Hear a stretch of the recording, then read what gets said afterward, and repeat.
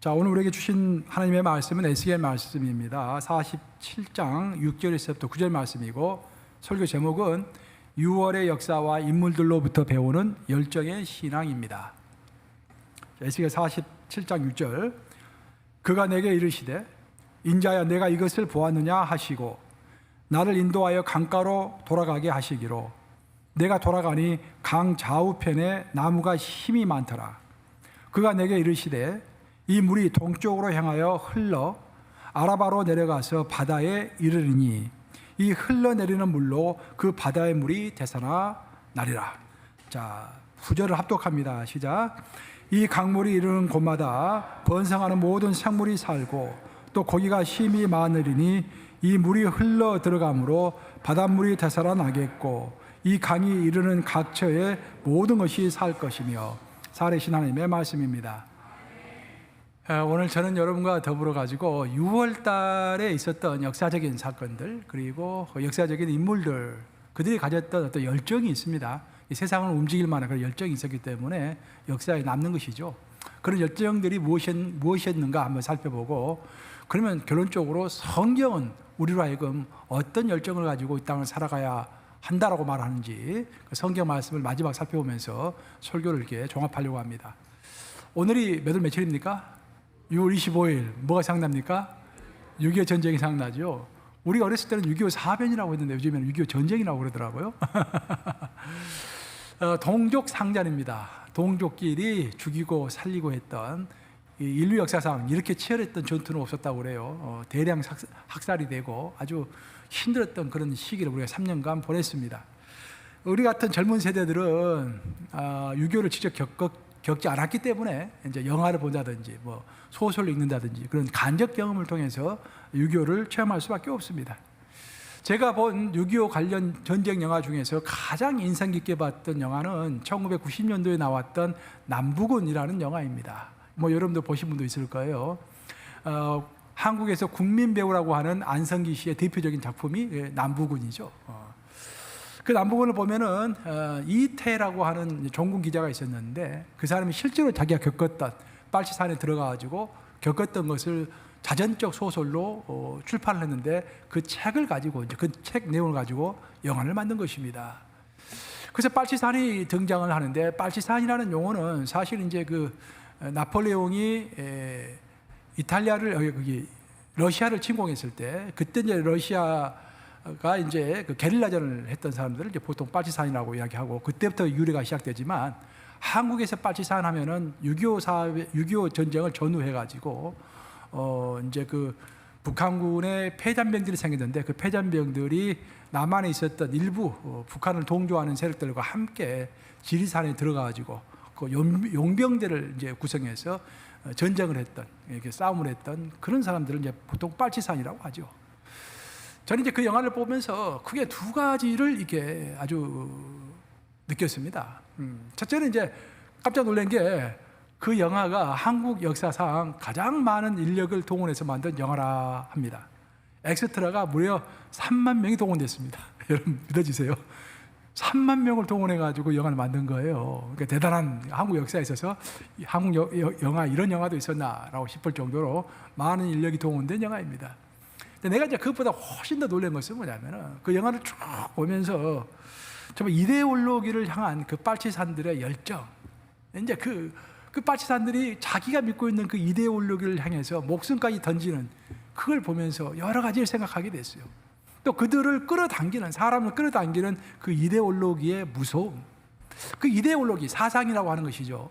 그 공산주의 사상이 한번 마음속에 새겨지면은 그것은 그 사람의 신념이 되고, 그 사람은 그 신념을 이루기 위하여 목숨까지 다 바치고, 뭐 가족은 물론이고 가족 다 버리고, 그 빨치산들은 가족 다 버리잖아요. 가족 다 버리고 자기 목숨을 내걸고 투쟁을 하는 것입니다.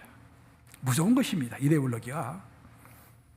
그래서 인간의 심령에 올바른 사상이 심어지지 않으면 인간은 너무도 위험한 존재가 될 수 있다라는 것이 전쟁을 통해서 드러났던 것입니다. 이데올로기에는 거짓이 많고, 이데올로기는 무엇보다도 과장이 많습니다. 우리가 이야기하고 있는 전체주의라고 하든지 파시즘이라고 하든지 공산주의라고 하든지 사회주의라고 하든지 그 이데올로기의 선명성을 부각시키기 위하여 단순화시키는, 이원화시키는, 적과 악을 아주 간략하게 구분해버리는 그런 아주 맹점들을 가지고 있습니다. 진정 목숨을 걸만한 것이 아닌 것에 목숨을 걸도록 유도하기 위하여 이데올로기는 많이 과장을 하고 많이 단순화시키는 것입니다. 이런 영원하지 못한 것에 목숨을 건다라는 것은 어찌 보면 위험한 것일 뿐만 아니라 굉장히 우둔한 것이라고 우리는 생각해야 합니다. 왜냐하면 성경이 그렇게 말하고 있기 때문입니다. 그래서 우리는 하나님 앞에서 항상 질문을 하면서 살아야 돼요. 하나님, 나에게 어떤 사상이 있다고 한다면 내가 가지고 있는 사상, 내가 추구하고 있는 이 이데올로기는 하나님 앞에서 올바른 것입니까? 이게 성경적인 것입니까? 하나님이 좋아하시는 그런 성경적인 이데올로기, 사상을 가지고 나는 이 땅을 살아가고 있는 것입니까? 라고 진지하게 물어봐야 할 줄로 믿습니다. 사도 바울은 전쟁이 무엇인가, 또 사상이 무엇인가, 전쟁과 사상에 대하여 우리는 어떤 입장을 취할 것인가를 명확하게 설명을 해주고 있습니다. 그것이 고린도후서 10장 3절에서부터 5절 말씀이죠. 우리 한번 같이 읽어보겠습니다. 고린도후서 10장 3절에서부터 5절 함께 읽습니다. 시작. 우리가 육신으로 행하나 육신에 따라 싸우지 아니하노니 우리의 싸우는 무기는 육신에 속한 것이 아니요 오직 어떤 견고한 진도 무너뜨리는 하나님의 능력이라.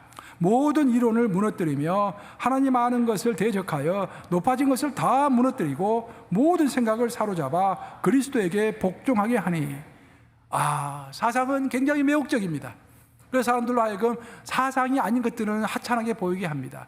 그리고 교회 다니는 사람들은 유약하고 약한 사람처럼 볼 수가 있습니다. 하지만 사도 바울은 명확하게 이야기하고 있는 거예요. 하나님보다 더 높아진 사상, 하나님보다 더 존중하게 여기고 더 귀하게 여기는 사상이 우리 마음속에 있다고 한다면, 그 어떤 인간의 마음속에 있다고 한다면 그것은 가차없이 무너뜨려야 할 그런 존재이다라는 거예요. 하나님 사상보다 더 높은 것은 있을 수 없다라는 것입니다.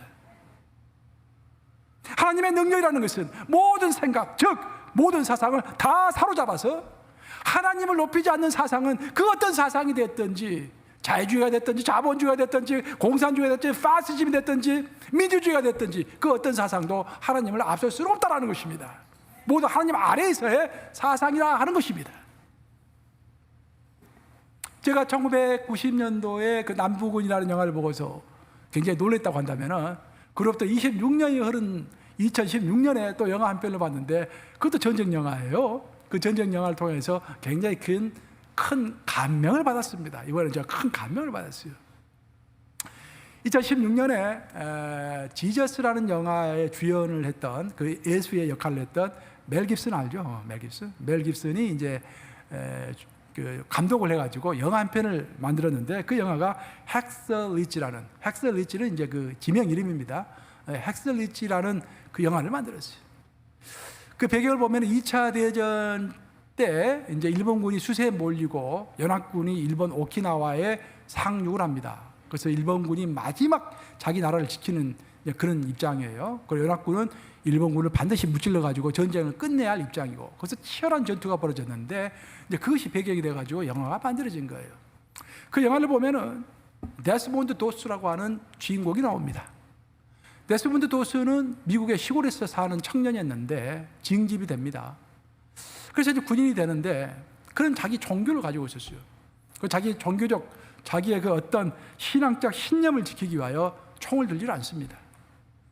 그래서 동료 군인들이 이건 말도 안 된다, 우리는 다 총 들고 싸우는데 너는 총 들지 않겠다느니 이게 말이 되느냐 하면서 핍박하고 조롱하고 따돌림을 시킵니다. 그래서 그는 끝까지 자기 신앙적 신념을 지키기 위하여 총을 들지 않습니다. 그래서 미국 군대는 할 수 없이 그를 총을 들지 않아도 되는 이제 위생병으로 이제 그를 임명을 해서 훈련시켜서 일본으로 파송시키는 거예요. 일본 전투에 투입을 했습니다. 도스는 위생병으로서 양심에 끄러김 없이 자기 임무에 최선을 다했습니다. 그러다가 큰 일이 벌어지는 거예요. 일본군하고 연합군이 싸웠는데 처음에 연합군이 승리할 줄 알았는데 일본군의 저항이 너무 거세가지고 도저히 안 되겠다 싶어가지고 연합군이 급히 후퇴를 합니다. 그 후퇴를 할 때 빠르게 후퇴를 해야 하기 때문에 부상병들 다 데려가면 다 죽게 생겼으니까 그냥 부상병들을 버려두고 그냥 다 도망을 합니다. 그때 노스가 하나님 앞에서 기도합니다. 주님, 나는 위생병으로서 어떻게 해야 합니까? 함께 따라서 그 환자들을, 그 부상병들을 다 남겨두고서 나는 떠나야 하는 것입니까? 아니면 여기서 머물러야 하는 것입니까? 그는 하나님 앞에서 양심을 가지고 도망하지 않습니다. 다 후퇴하는데 후퇴하지 않고 그곳에서 그 부상병들을 보살피는 거예요. 그 일본군이 이미 왔음에도 불구하고 4일 동안 그 근처에서 숨어가지고 부상병 한 명 한 명을 치유하고 한 명 한 명을 구해내가지고 그 구해낸 인원이 무려 75명의 목숨을 살려내는 거예요. 그게 실화입니다. 그래서 놀라운 교훈은 뭐냐면은 군인에게 있어서 최고로 중요한 것이 총이라고 한다면은 도수는 총을 들지 않았지만 오히려 그보다 더 중요한 것을 들고 있었다라는 거예요. 도수는 총을 들고 있지 않았지만 그것보다도 더 중요한 것을 들고 있었는데 그것은 하나님 앞에서의 올바른 양심을 그는 들고 있었습니다. 그리고 미국이라는 자기 조국을 위한 진정한 충성을 붙들고 있었어요. 더 나아가서 그는 자기의 임무에 충실하기 위하여 자기 동료들을 향한 희생적인 사랑 또한 붙들고 있었던 것입니다. 총을 들지 않았지만 사랑과 충성과 또 양심, 이 세 가지를 붙들므로 인해서 그는 일반 병사들보다도, 총을 든 병사들보다도 훨씬 더 큰 업적을 남기게 됩니다. 사랑하는 여러분, 양심과 충성과 사랑이 없는 군사가 좋은 총을 가지고 있으면 그 군사는 위험한 군사입니다. 오늘 아침에 뉴스 보셨죠? 지금 러시아에서 난리가 났지 않습니까? 쿠데타가 인서렉션, 그러니까 반란이 일어나가지고 지금 난리가 났잖아요. 충성심이, 진정한 충성심이 없으면 우리가 아무리 성경을 많이 알고 아무리 큰 봉사를 하고 있다고 할지라도 진정한 충성심, 희생적인 사랑, 양심, 하나님 앞에서 양심 없으면 그 군사는 위험한 군사입니다.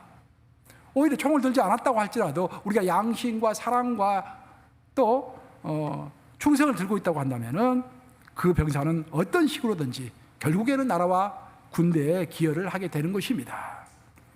우리의 신앙도 똑같다고 하겠습니다. 우리에게는 어떤 신앙의 형식도 중요하지만 그 형식보다도 훨씬 더 중요한 것은 신앙을 하는 태도와 정신인 것입니다. 아멘 하십니까 여러분? 네, 태도와 정신이 굉장히 중요한 거예요. 그래서 다윗은 자기 아들 솔로몬에게 인생을 교훈할 때, 우리가 이제 역대상을 보면은 역대상에 이제 다윗의 이야기와 솔로몬 이야기까지 나오잖아요. 근데 다윗이 자기 인생을 살아오면서 겪었던 모든 것을 종합해가지고 아들을 훈계하는 내용이 28장에 나옵니다. 그 28장을 보면은 쭉 나오는데 28장 9절에 솔로몬이 자기 다윗이 솔로몬에게, 아들에게 이렇게 훈계하죠. 역대상 28장 9절 한번 같이 읽어보겠습니다. 시작. 내 아들 솔로몬아, 너는 내 아버지의 하나님을 알고 온전한 마음과 기쁜 뜻으로 섬길지어다. 여호와께서는 모든 마음을 감찰하사 모든 의도를 아시라니 내가 만일 그를 찾으면 만날 것이요 만일 내가 그를 버리면 그가 너를 영원히 버리시리라. 너무나 중요한 이야기를 하고 있습니다. 아들 솔로몬아, 너가 하나님을 섬길 때 물론 하나님을 섬긴다고 나서서 섬기겠지만 거칠애로 섬기면 안 된다는 거예요. 내 온전한 마음과 기쁜 뜻으로 하나님을 섬기라. 왜냐하면 하나님은 우리의 동기와 의도를 다 아시고 우리의 마음을 감찰하시는 하나님이시기 때문이다라는 거예요. 우리가 아무리 겉으로 열심을 내도 그 마음의 동기가 잘못되어 있고 그 마음이 삐뚤어진 마음으로 하나님을 섬기면 하나님이 받지 않으신다는 게 결국 신앙의 태도를 이야기하고 있는 것입니다. 6월이 되면은 생각이 나는 또 다른 역사적인 인물이 있는데 그 인물이 바로 우리 감리교를 창시한 요한 웨슬리입니다. 요한 웨슬리 생일이요 6월 17일입니다. 6월 17일. 그러니까 이제 지난주에 있었어요. 6월 17일 날. 6월 17일 날 이제 요한 웨슬리가 언제 태어났냐면은 1703년 18세기가 시작되던 해에 1703년, 3년 지나서 태어났습니다. 그러니까 종교개혁이 1517년에 일어났으니까 한 200년 후에 이제 요한 웨슬리가 태어난 거예요. 요한 웨슬리가 조금 더 빨리 태어났더라고 한다면은 개신교 역사를 또 다르게 바꿨을 것인데 칼빈보다도 한 200년 후에 태어난 것이죠. 루터나 칼빈보다도. 1703년 6월 17일 날 이렇게 태어났는데 그는 앱월스라고 하는 시골에서 태어났습니다. 아버지가 그 웹월스에 있는 시골 교회에서 평생 목회를 했기 때문에 50년 정도 아버지가 목회를 했기 때문에 거기서 태어나서 거기서 자랐어요. 그 어렸을 때부터 공부를 잘했습니다. 잘했으니까. 그 옥스퍼드 대학교에 와가지고 거기서 신학을 전공하죠. 그리고 이제 성공회 목사로, 성공회 신부로 이렇게 안수를 받고 이제 사역을 하고 또 미국 조지아주로 잠깐 선교사로 왔었죠. 그때 길게 사역하지는 않았습니다. 그리고 그는 상대적으로 좀 자유롭게 여기저기 다니면서 설교도 하고 그랬어요. 근데 문제는 뭐냐면은 존 웨슬리는 이제 야외 설교를 하기를 좋아했고 즉흥 설교를 하기를 좋아했습니다. 근데 그게 이제 교단하고 부딪힌 거예요. 성공회는 캐톨릭 요소가 가장 강한 개신교단이죠. 우리 개신교 중에서 카톨릭 쪽에 가장 많이 근접해 있는 이제 그 교단이 이 성공회, 미국으로 말할 것 같으면 이피스코폴리안 처치, 성공회 교단이 가장 근접해 있죠. 성공회에서는 설교를 함부로 못합니다. 설교를 꼭 정해진 곳에서만 해야 돼요. 그 기도도 함부로 할 수 없습니다. 기도문을 작성해서 기도를 해야 돼요. 왜냐하면 하나님의 뜻에 합당한 기도를 해야 하기 때문에 함부로 성도들이 기도하는 것을 막습니다. 오늘날은 어떻게 하는지 모르겠어요. 옛날에는 그렇게 했어요. 그래서 존 버년이 기도문을 적지 않고 성령의 인도하심을 따라서 기도를 했죠. 그게 문제가 돼가지고 감옥에 갇힌 거예요. 2번이나 감옥에 갇혔습니다. 그리고 존 버년이 그 감옥에 갇혀 있을 동안에 쓴 책이 뭐다? 철로역경이라는 책이 나온 거예요. 그래서 존 웨슬리가 거기서 이제 설교를 이렇게 하는데 자꾸 이제 그 교단에서 이제 설교를 못하게 하는 거예요. 그때 존 웨슬리가 주장했던 것은 뭐냐면 전 세계는 나의 교구다라는 그런 주장이었습니다. 하나님의 영을 따라서 내가 자유롭게 설교하리라. 그러다가 한 번은 자기 아버지가 이제 목회했던 교회에 가서 아버지 이름이 사무엘 웨슬리인데 사무엘 웨슬리가 목회했던 그 교회에 가서 내가 이 교회에서 설교 한번 하고 또 기도문도 내가 작성해서 한번 낭독할 수 있도록 허락해달라고 부탁을 했어요. 근데 교단에서 그것을 허락하지 않았습니다. 그때 그 참담함을 느낀 웨슬리, 자기가 평생 어렸을 때 살았던 그 교회에서 설교를 못하는 그 참담함 때문에 존 웨슬리가 당장에 그 바깥으로 나갑니다. 그 교회에 뜰이 있었는데 이제 옛날 교회를 보면 그 뜰에 전부 그 묘지가 있잖아요. 목사님들이 그 뜰에 다 묻히죠. 자기 아버지 묘지가 그 교회 뜰에 있었어요. 자기 아버지 묘지 위로 올라가가지고 설교를 했습니다. 그 웨슬리가 아버지 묘지 위에 올라가서 설교를 한다라는 소문이 퍼져가지고 그때부터 시작해가지고 8일간 연속 뜰에서 아버지 묘지 위에서 설교를 한 거예요. 저녁에. 그때 사람들이 처음에는 보이지 않았는데 시간이 가면서 벌떼처럼 모여들기 시작했습니다. 거기서부터 웨슬리의 우리 감리교가 시작을 한 거예요. 거기서. 그러니까 아버지의 영혼과 자기의 영혼이 합쳐가지고 힘을 합쳐서 아버지의 무덤을 강단 삼아서 힘있게 말씀을 선포했을 때, 자유롭게 말씀을 선포했을 때 많은 사람들이 웨슬리를 따라가게 되었던 것입니다. 웨슬리가 살았던 그 주가, 그 이름이 이제 링컨셔라는 지역이에요. 링컨셔라는 지역은 이제 미국으로 말 것 같으면 뉴욕주 같은 주입니다. 주. 그 당시에 그 주에 50만 명이 살고 있었는데 웨슬리가 설교를 시작하면서 감리교 운동을 시작하자 많은 사람들이 성공회를 따라서 웨슬리 감리교로 넘어왔는데 50만 명 중에서 5만 명이 감리교인이 되는 역사가 있었습니다. 이때 웨슬리는 그런 이제 감동의 역사를 보면서 이런 고백을 했어요. 이게 놀라운 고백입니다. 나의 아버지는 이곳에서, 이 교회에서 40년 동안 평생 목회를 했습니다. 그 저도 옥스퍼드를 졸업하고 아버지를 도와서 보호자 목사로서, 보호자 목사하는 것은 뭐 전도사처럼 아버지를 도와가지고 함께 부자가 그렇게 노력을 했습니다. 하지만 교회는 꿈쩍하지도 않았습니다. 별 효과가 없었습니다. 그러나 그때 뿌린 씨앗이 사라진 것이 아니라 수십 년이 지난 지금이야 싹이 터서 회개와 사죄의 결과를 나타내게 되었습니다. 놀라운 고백이죠. 그렇게 아버지 살아생전에 아버지를 도와가지고 부자가 2명이서 그렇게 노력했음에도 불구하고 꿈쩍하지 않던 교회가 하나님의 때가 되니까 20년 후에 크게 부흥하고 그 지역에 있는 모든 사람들이 감리교인이 되는 놀라운 역사가 있었다라는 그런 말입니다. 이처럼 형식을 깨뜨린 열정이 승리한 결과 우리 감리교회가 탄생을 한 것입니다. 웨슬리는 영적 훈련을 시킬 때 그 특징이 있어요. 웨슬리는 제자 훈련을 굉장히 강조했습니다. 그래서 이제 우리 오늘날에도 우리 UMC의 첫 번째 모토는 하나님의 제자를 만드는, 예수님의 제자를 만들어내는 것이죠. 그게 우리 교단의 모토예요. Making a discipleship. 그래서 이제 존 웨슬리는 개신교단 중에서 최초로 제자 훈련을 한 사람입니다. 근데 존 웨슬리가 이제 제자 훈련을 이렇게 하면서 사람들이 존 웨슬리를 따르는 사람들을 보고서 메소디스트라는 명칭을 붙여주었어요. 메소디스트가 왜 생겨났는가? 그런 이름이 생겨났는가? METHOD, 메소드 플러스 IST. IST 하면 뭡니까? 사람이라는 뜻이죠. 메소드는 무슨 뜻이죠? 방법이라는 뜻이죠. 그러니까 메소디스트 하면은 방법을 추구하는 사람들입니다. 신앙생활 할 때 그냥 막연한 감동에 따라서 신앙생활을 하는 것이 아니라, 내가 하고 싶은 대로 신앙생활을 하는 것이 아니라, 시간을 딱 정해놓고 군사처럼 아침에 기상하면은 먼저 말씀을 읽고, 그 다음에 몇 시부터 몇 시까지 또 기도하고, 아주 철저하게 계산된 군사적인 자세로 훈련하는 사람들이다라는 의미에서 메소디스트, 방법론자다라는 그런 이름이 우리 메소디스트에 생기게 된 거예요. 메소디스트는 별명입니다, 별명. 그 별명이 우리 교단의 결국 이름이 되었던 것이죠. 웨슬리는 성도들을 훈련시킬 때 제일 먼저 훈련시킨 게 그들의 세계관을 바꿨습니다. 그것이 가장 웨슬리가 먼저 했던 거예요. 웨슬리가 좀 상당히 오랫동안 목회하고 살았던 곳이 런던에 있습니다. 제가 그걸 직접 한번 가봤어요. 웨슬리가 오랫동안 목회하고 살았던 그 목사관이 교회 안에 있습니다. 우리 교회처럼 딱 붙어 있어요. 근데 내가 이제 거기서 가봤더니 웨슬리가 그 집무했던 곳이 2층이에요. 2층에서 집무를 봤는데 2층 집무실에 의자에 딱 앉으면은요 창문이 보입니다. 근데 창문을 의자에 앉아서 창문을 보면은요 거기가 이제 그 길이 하나 있고 길을 건너면은 공동묘지가 보여요.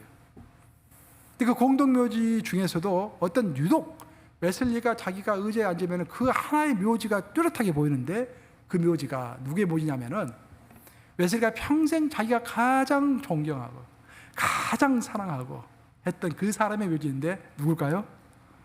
어머니 아버지가 아니라 어머니 수산나의 묘지입니다. 어머니 수산나의 묘지가 딱 보여요. 웨슬리가 가장 사랑하고 가장 존중했던 사람이, 아버지는 좀 이렇게 우유부단했던 사람이에요. 그 어머니를 그렇게 따랐습니다. 웨슬리가 평생 존중하고 그 어머니 묘지가 딱 보이는 거예요. 일하다가 시간만 있으면 그 묘지를 보는 거야. 그러면서 죽음을 생각하는 것입니다. 내가 아무리 존경하고 아무리 사랑했던 그 어머니도 결국은 죽어서 저기 묻히는구나. 저 자리가 내 자리구나 결국은 하면서 항상 죽음을 생각하면서 살아갔던 거예요. 그래서 웨슬리가 가장 강조했던 단어가 뭐냐면은 이터너티라는 단어입니다. 영원성이라는 단어예요. 제 카톡 보면 제가 이터너티라는 단어를 써놨죠. 저를 소개할 때 다 웨슬리로부터 온 거예요. 그래서 웨슬리가 유명한 말을 한마디 남겼는데 그런 말을 남겼어요. I judge all things only by the price they shall gain in eternity. 여러분들 이메일 제가 보낸 이메일 받아보시면은 자동적으로 그 구절을 딱 받게 돼 있어요. 제가 그 구절을 딱 적어놨기 때문에 내가 한 말이 아니라 웨슬리가 한 말을 내가 너무 좋아하기 때문에 내 이메일 제 밑에 데이비드 원근강 써놓고 그 밑에다가 이렇게 이 말을 딱 써놨어요. I judge all things only by the price they shall gain in eternity. 나는 어떤 것을 판단할 때 과연 이것이 얼마만큼의 값어치가 있는가라고 판단할 때 다른 것으로 판단하는 것이 아니라 어떤 프라이스를 가지고 판단하는데 그 프라이스는 영혼의 세계에서 이것이 얼마나 값어치 있는가 그것을 보고서 판단한다는 거예요. 우리가 보통 뭔가를 판단할 때 내 삶이 얼마나 유익이 되는가, 그러니까 내가 얼마나 많은 물건을 살 수 있는가, 그렇죠? 내 육체를 얼마나 편안하게 해주는가, 내 명성을 얼마나 올려주는가, 뭐 그런 걸 가지고 따지고 계산하고 뭐 그래서 직장도 얻는 것이고 임금도 흥정하는 것이고 내가 어떤 활동을 할 것인가 결정하는 거 아니겠어요? 근데 웨슬리는 그렇게 살지 않았다는 거예요. I judge all things, 모든 것을 판단할 때 그 영원성 안에서 이것이 얼마만큼 값어치 있는가를 판단하고서 그걸 추구해라라고 가르쳐 주었던 것입니다. 사랑하는 여러분, 빨치산이 목숨을 바쳐서 추구했던 공산주의가 죽음 이후에 세상까지 책임을 질 수 있는 영원한 가치를 가지고 있다고 생각하십니까? No way, 전혀 아닙니다. 아니면은 그 한 치의 땅이라도 더 차지하기 위하여 싸우고 있는 러시아와 우크라이나의 전쟁이 영원한 가치를 가지고 있다고 생각하십니까? 더더욱 아니죠. 그 모든 것이 아니라는 것입니다. 존 웨슬리의 말에 따르면 영원한 것은 오직 세 가지만 영원하다는 거예요. 하나님이 영원하고, 하나님의 말씀이 영원하고, 인간의 영혼이 영원한 것입니다. 그래서 이 세 가지 것에 관련된 것이 아니면 내 인생을 투자하지 않겠다라는 것이 존 웨슬리의 모토였고, 그것을 제자 훈련할 때 제일 먼저 성도들에게 심어준 거예요. 그것이 우리 웨슬리의 정신입니다. 우리 웨슬리의 정신, 우리 감육의 정신인 거예요. 그런 것들이. 그래서 존 웨슬리는 영적 훈련의 시작을 영원한 가치를 추구하는 그 정신에서부터 시작을 한 거예요. 그 태도와 정신을 딱 씌워준 거예요. 그래서 항상 웨슬리는 모임이 있으면은, 속회 모임이 있으면은 10분 전에 무조건 오라고 그래요. 10분 전에 와서 제일 먼저 했던 것이 죄의 고백을 먼저 시켰습니다. 내가 오늘 무슨 죄를, 이번 주에 무슨 죄를 지었는가. 얼마나 힘들겠어요. 죄의 고백을 시킨 다음에 그 다음에 이제 속회가 진행이 된 거예요. 존 웨슬리는 300여 년 전에 말을 타고 다니면서 설교를 했습니다. 그 당시에는 자동차가 없었기 때문에 말을 타고 다녔어요. 근데 웨슬리가 평생에 타고 다녔던 그 말을 타고 다녔던 거리를 다 합쳐봤더니 지구를 10바퀴도 돌고도 남을 만큼의 거리를 말을 타고 다닌 거예요. 그 수없이 설교를 한 것입니다. 존 웨슬리가 설교 잘했게요, 못했게요? 설교 굉장히 못한 것으로 유명해요. 굉장히 지루했던 것으로 유명합니다. 존 웨슬리 설교가. 그런데 효과는 있었어요. 존 웨슬리는 설교는 잘 못했는데 조직을 잘했어요, 조직을. 근데 화이트필드는 설교를 잘했죠. 존 웨슬리가 동시대 사람인데 모이는 것마다 많은 사람이 모여들었죠. 근데 그런 조직을 하지 못했습니다. 그래서 화이트필드는 자기가 죽고 나니까 아무것도 남은 것이 없었는데 존 웨슬리는 조직을 잘해가지고 죽고 나니까 많은 것이 이 땅에 남아있었죠. 하나님의 은혜입니다. 그 무엇이 존 웨슬리로 하여금 말을 타고서 전 지구의 10바퀴도 넘는 거리를 돌게 했던 것인가? 어떤 것이 그로 하여금 그런 열정을 품게 만들었던 것인가? 그것은 바로 존 웨슬리의 복음을 향한 열정입니다. 오늘 본문을 보시면은, 오늘 본문은 제3성전에 대해서 하나님께서 에스겔에게 보여주고 있는 내용입니다. 에스겔은 바벨론 포로 시대에 살았던 사람이죠. 바벨론 포로로 이스라엘 백성들이 끌려갔을 때는 제2성전이 다, 제1성전이죠. 솔로몬 성전 제1성전이 다 무너지고 없었을 때였어요. 그 상태에서 끌려갔는데, 바벨론으로 끌려갔는데 거기서 하나님께서 에스겔을 부르셔가지고 환상 가운데서 앞으로 지어질 성전을 환상 가운데 보여주십니다. 근데 오늘 그 내용이 이제 그 내용인데, 특이한 것은 뭐냐면은 성전이 있는데 그 성전의 동쪽 문에서, 성전 문 중에서 동쪽 문이 가장 거룩한 문이죠. 그 동쪽 문에서 생수가 나오는 거예요. 그 생수가 퍼져 나가는 곳마다 생물들이 모두 다시 살아나는 것입니다. 죽었던 것들이 다시 살아나는 거예요. 그 물고기들이 힘이 많아졌다라고 되어 있죠. 굉장히 많아졌다라는 그런 뜻이에요. 그 물이 흐르는 곳마다 좌우에 나무들이 새롭게 생겨났습니다. 죽었던 것들이 다시 소생하게 되는 역사가 있었다라는 거예요. 이게 왜 중요하냐면, 구약을 읽어보면요, 구약에서는 성전과 세상은 항상 세퍼레이션, 구분되어야 합니다.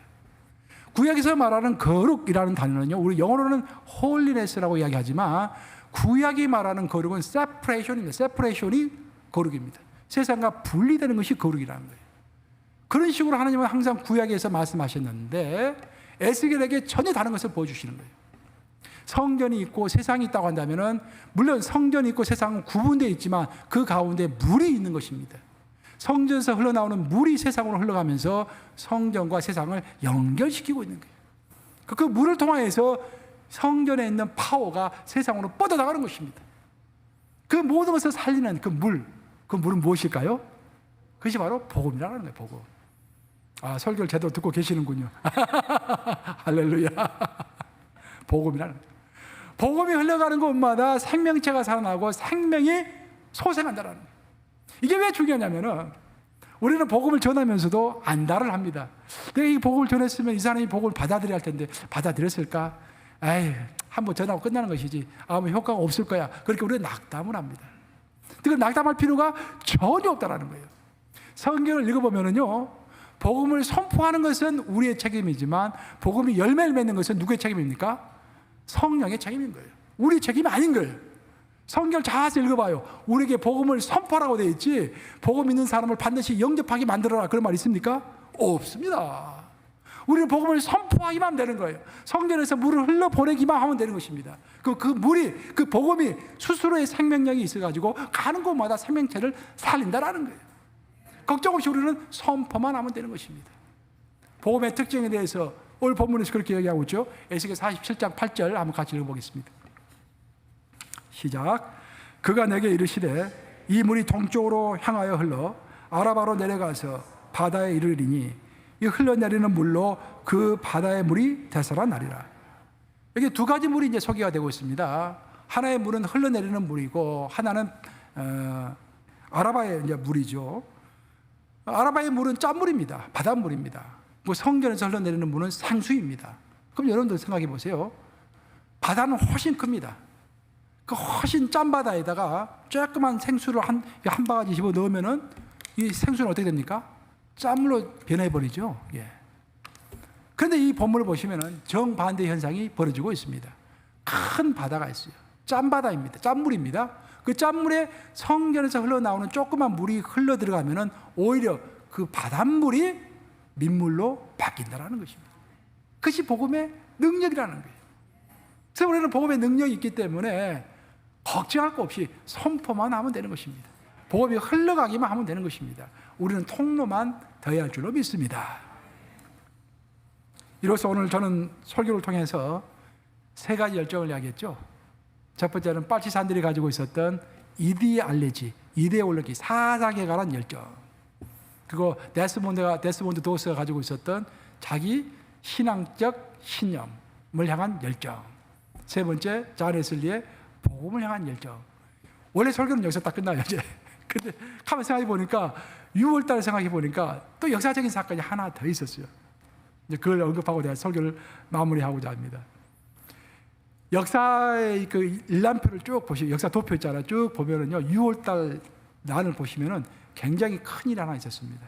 그게 뭐냐면은 전 세계 인류 역사상 가장 큰 제국이 생겨났는데 그 제국을 만든 왕이 취임한 날이 바로 6월 20일입니다. 6월달에 6월달. 그럼 전 인류 역사상 가장 큰 제국은 어떤 제국이었습니까, 여러분? 몽골 제국? 대영 제국, 대영 제국. 대영 제국이 제일 커요. 그 다음에 몽골 제국. 로마 제국은 찾아봤더니 저 10등 바깥입니다. 저 밑에 있어요. 대영 제국이 제일 큰데 대영 제국은 그 빅토리아 여왕이 즉위하고 나서 대영 제국이 완성이 되었고 그 빅토리아 여왕이 전 세계를 그 제국을 지배했었죠. 근데 빅토리아 여왕이 6월 20일 날 즉위를 한 거예요. 역사적인 사건이었습니다. 보통 빅토리아 여왕을 이야기할 때는 그에게는 두 가지 열정이 있었다라고 보통 표현하죠. 첫 번째 열정은 큰 열정이었습니다. 두 번째 열정은 작은 열정이었습니다. 큰 열정이었다라는 것은 인류 역사상 가장 큰 제국을 만들고 나서도 더 큰 제국을 만들기 위하여 열정을 가지고 일을 했었죠. 근데 그녀에게는 작은 열정이 또 하나 있었어요. 그것도 큰 열정이었는데 또 작은 열정이에요. 왜냐?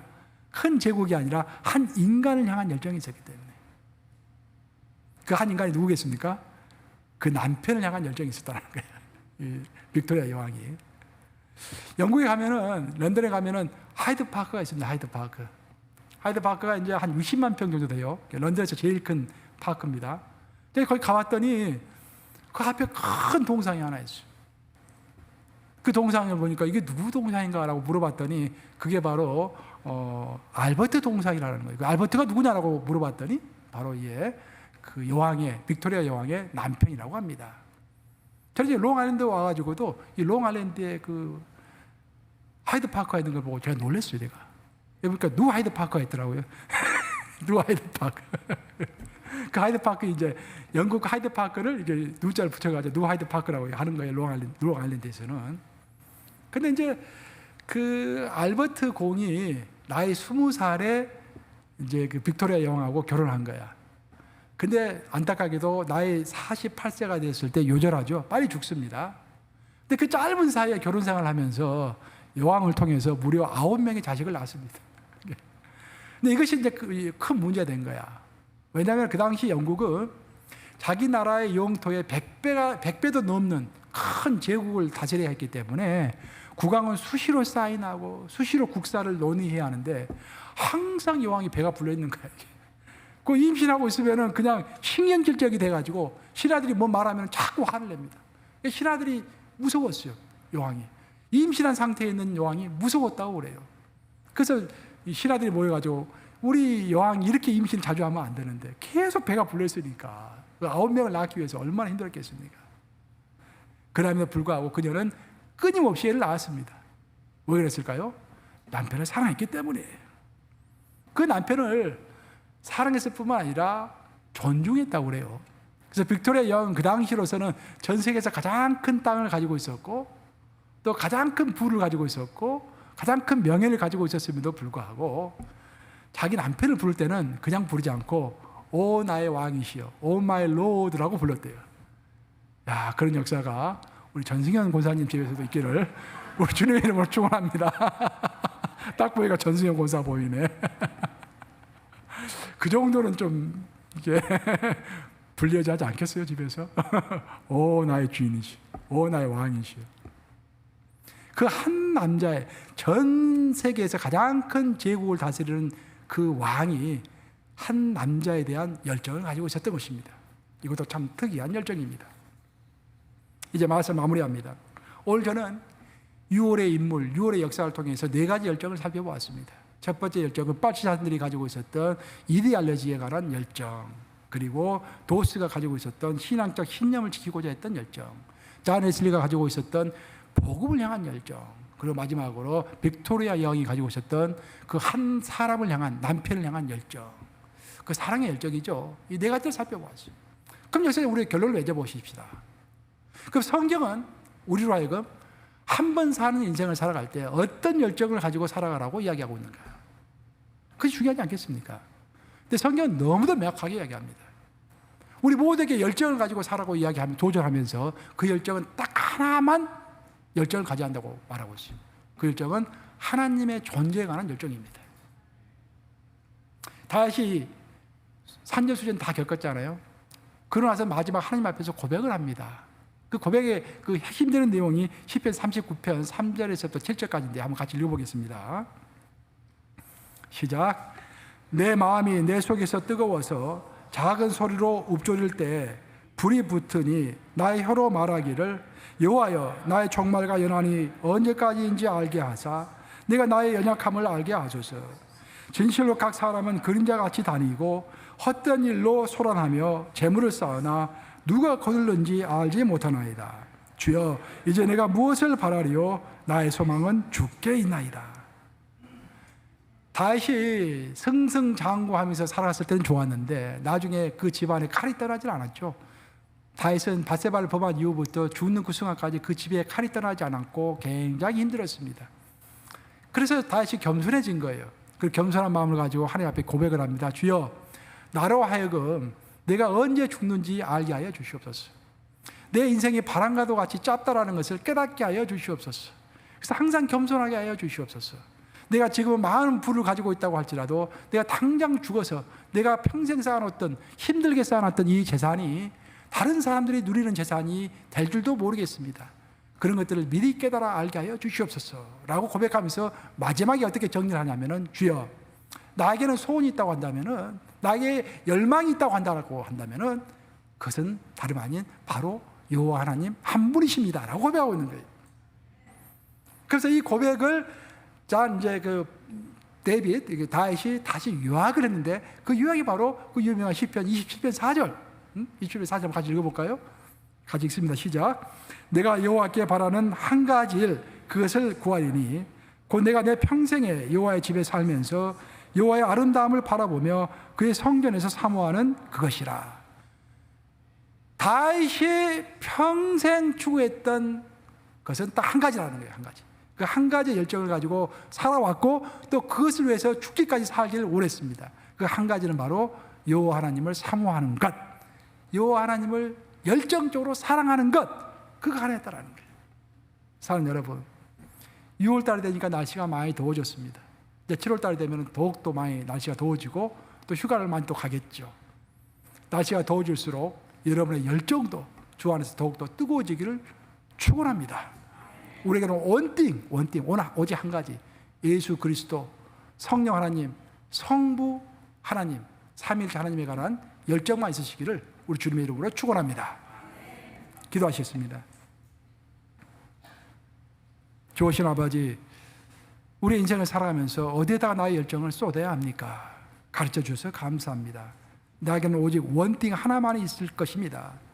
우리 하나님 한 분을 사모하며 그 한 분의 열정을 다 드리는 영원한 것에 초점을 맞추는 그런 인생을 살아갈 수 있도록 우리 성도들 축복하여 주시고 또한 제 삶을 이끌어 주시옵소서. 예수 그리스도 이름 받들어 기도합니다. 아멘.